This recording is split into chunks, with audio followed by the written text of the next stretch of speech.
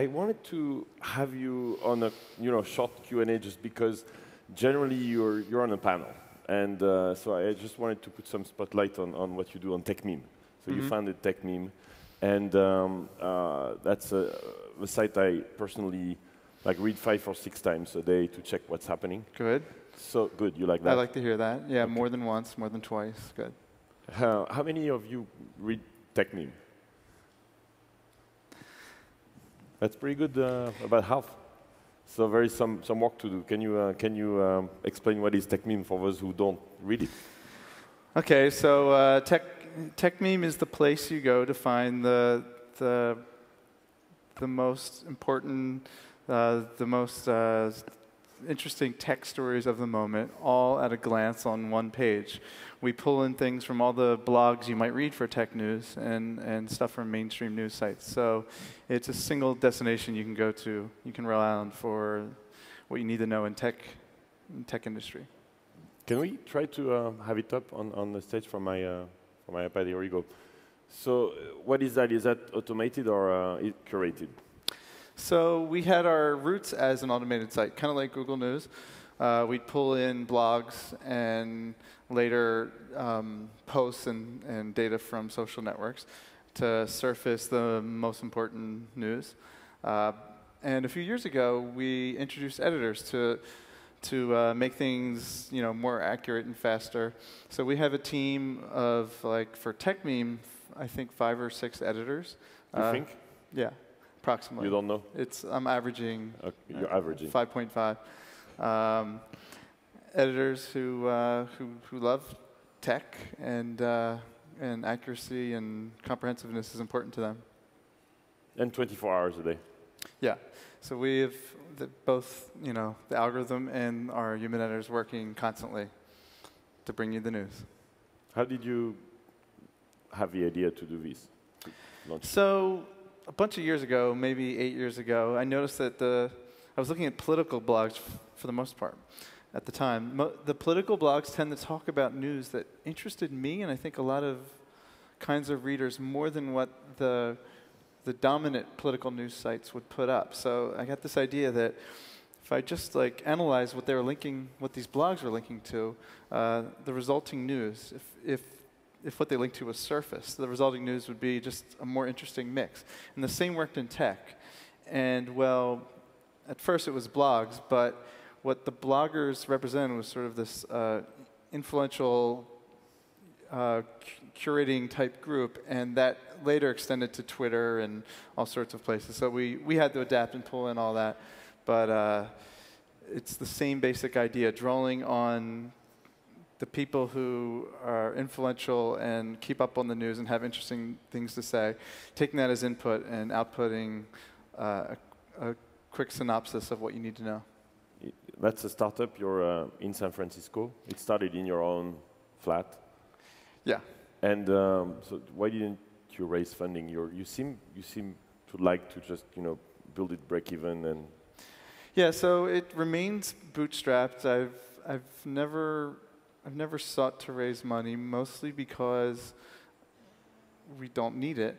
But I also didn't, want the pressure of trying business models that weren't a good match for the site, and also I'm happy not to deal with the board and investors. They're great people, and maybe someday I'll call them up, but don't need it now.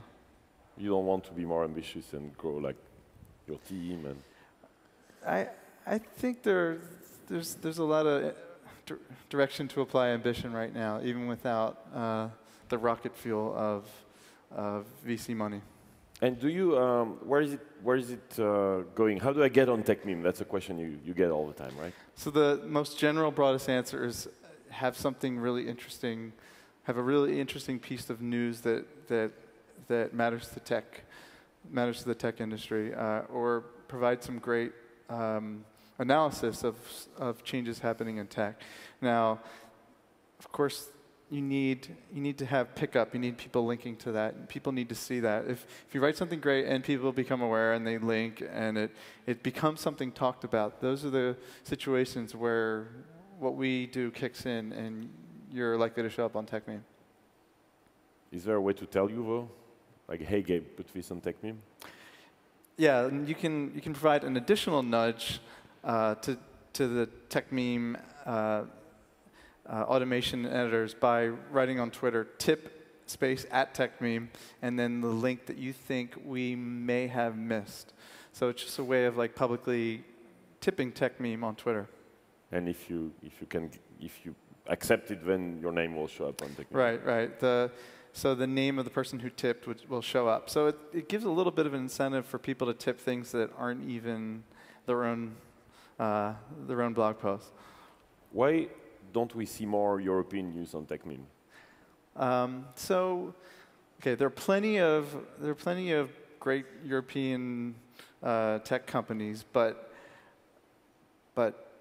Techmeme and tech news in general isn't about equal representation of like journaling what's happening to all companies everywhere. It's about what's disruptive and what is like a need to know thing, what like the lessons the industry has learned, and those sorts of events.